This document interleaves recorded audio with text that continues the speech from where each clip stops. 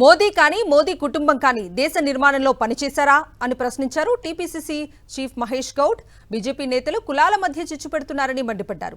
వీర్ Savarkar British వాళ్ల కాళ్ల వద్ద మోకరిల్లారని ఆరోపించారు మహేష్ గౌడ్. బీజేపీ వారు గట్టిగా ఇగో మా నాయకుడు ఈయన ఉన్నాడు, ఈయన దేశ స్వాతంత్రంలో పాల్గొన్నాడని చెప్పగలుగుతారా? ఒక్కడంటే ఒక నాయకుడు ఉన్నాడా?